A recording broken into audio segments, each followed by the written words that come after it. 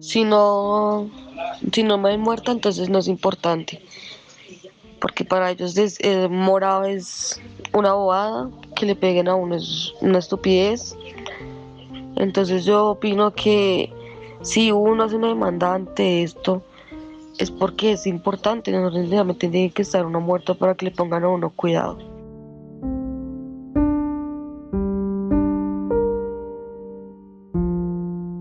Pues justamente este es el relato de las víctimas de casos de violencia intrafamiliar que aseguraron están desesperadas. Le piden a la fiscalía, a las autoridades judiciales atender su situación. Aunque algunas ya han dicho, o le dijeron hace semana, están arrepentidas de haber denunciado porque se convirtieron luego en victimarios de sus agresores.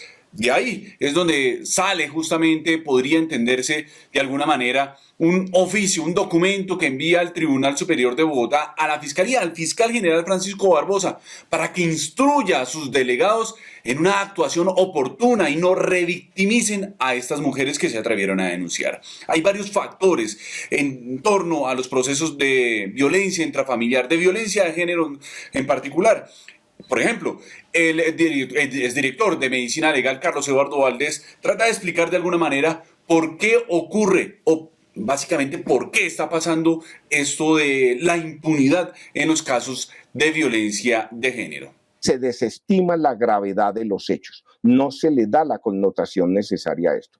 Entonces, esto y otro factor que va acompañado con esta desestimación de la gravedad de los hechos, que es los sentimientos de culpa que se le generan a la víctima. La víctima desarrolla unos sentimientos de culpa y resulta asumiendo la responsabilidad de lo que ha sucedido.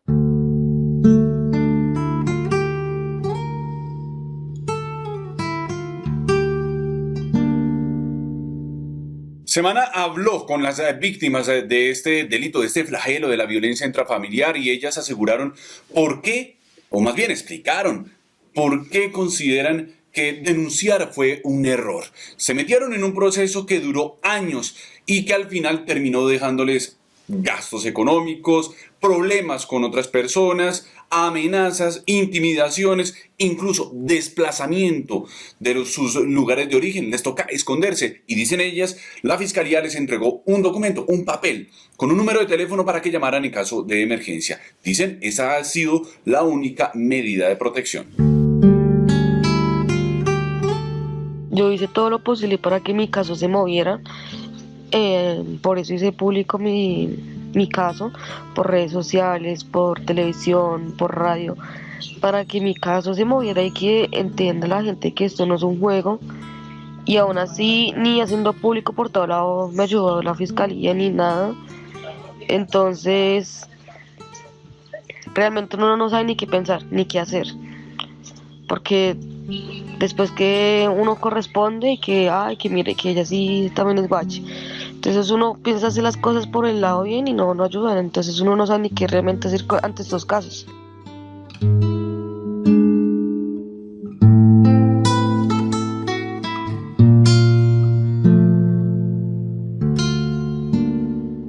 La sociedad no puede esperar que sean las víctimas las que le enseñen a la sociedad las diversas formas de violencia. He señalado hace un momento que una de las grandes dificultades para investigar es que se desconocen todas las formas de violencia que pueden estar constituyendo hoy la violencia de género. Pero a lo que voy es que no se puede esperar que las víctimas sean las que le enseñen a la sociedad. Indiscutiblemente el papel del Instituto de Medicina Legal debe ser un papel más dirigido hacia la sociedad, hacia las víctimas. Hay una responsabilidad muy importante de la medicina forense en el contexto internacional.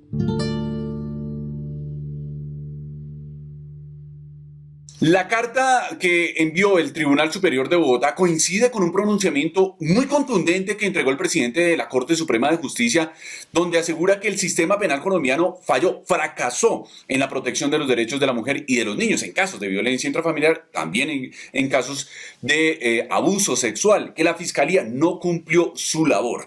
El magistrado Hermes Darío Lara, del Tribunal Superior de Bogotá y también presidente de la Corporación de Jueces y Magistrados, explica más o menos por qué podría estar ocurriendo esta ineficiencia en la actuación de la Fiscalía. Lo que le falta a la Fiscalía es un verdadero programa.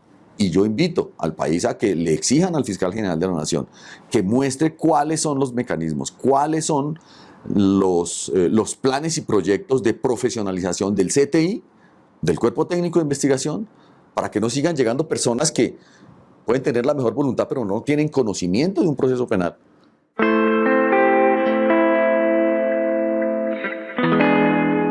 No sé si volvería a denunciar, yo creo que no volvería a denunciar. Es muy triste saber que en este país no hacen nada por las víctimas de violencia de género. Al contrario, uno termina debiéndole a los agresores, exponiendo nuestras vidas, seguridad e integridad y hasta la de nuestras familias. El desgaste emocional, económico es muy fuerte. No tenemos ayuda de ninguna entidad. En mi caso, he gastado más de 5 años de mi vida en medio de comisarías de familia, inspecciones de policía, jueces de familia, Secretaría de la Mujer, Fiscalía, y hasta el momento solo me han dado una medida de protección muy a medias.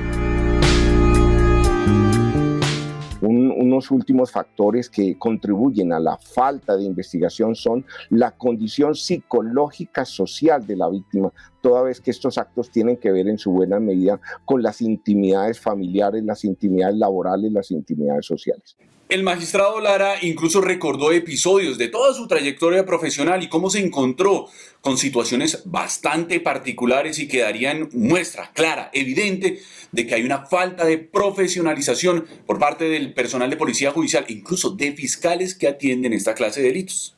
Yo tuve la oportunidad de tener conductores que no sabían conducir, técnicos criminalísticos que no podían ver un muerto, fiscales especializados que no sabían diferenciar entre una preclusión y un inhibitorio. Siendo yo solamente un funcionario judicial de hace 30 años, los ejemplos se multiplican precisamente porque no hay una verdadera política de administración del sistema de investigación en la Fiscalía. Comencé a recibir amenazas porque yo hice público la demanda, incluso él me demandó que es que por daño de imagen. También me comenzó a escribir la familia de él que por favor dejara de publicar eso y que me iban a pagar lo que sea para que yo no hiciera más público esto. También el tiempo que me perseguía, entonces yo no podía salir a ningún lado. El exdirector de Medicina Legal, Carlos Eduardo Valdés, insiste que una deficiencia en las investigaciones que adelanta la Fiscalía es que no tienen en cuenta la prueba científica o posiblemente no la interpretan de manera adecuada. Se demoran mucho tiempo a la hora de practicarlas. Y eso claramente ayuda a que exista ese rango de impunidad y cuando se piensan practicar esas pruebas, pues ya es demasiado tarde. Curiosamente hay que reconocer que la mayoría de los actos probatorios que hoy se tienen en este respecto son actos testimoniales y se está dejando de lado, y ese es un llamado de atención, se está dejando de lado la prueba científica, la prueba técnica, por un lado, y por el otro lado hay una mala interpretación de la prueba científica, no se interpreta adecuadamente la prueba científica.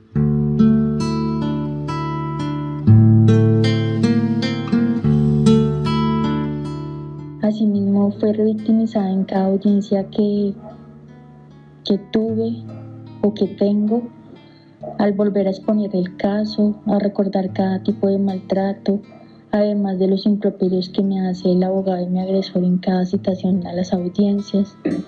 No solamente somos revictimizados, sino también nuestras familias indirectamente, al ver que la justicia es injusta. Al vernos sufrir, ellos también sufren. Nuestras madres, nuestros hijos, ante la impotencia de no poder hacer nada. Si la Fiscalía y la Policía no hacen su trabajo, pues el juez de control de garantías y el juez penal no puede ir contra las pruebas, ir contra los derechos fundamentales de las personas y asumir posiciones que no le corresponden. Nunca me ayudaron, por más de que yo hiciera pública la demanda por redes, por televisión, por todo lado, nunca hicieron algo ante esto. No lo ven tan grave porque solo fue morados, entonces hasta que uno lo ven muerto no pueden hacer algo, hacer que esa persona pague lo que hizo no es realmente tan importante para la gente. El panorama es peligrosamente desolador. Mientras los jueces y magistrados advierten que si la policía y la fiscalía no hacen bien su trabajo, pues ellos no pueden pasar por encima de los derechos fundamentales de los procesados. En otras palabras, tendrían que dejarlos en libertad. Y nuevamente el riesgo es para las víctimas, para las mujeres que se atrevieron a denunciar. Las mismas que hoy día están diciendo que están arrepentidas de acudir a la justicia para solucionar su situación.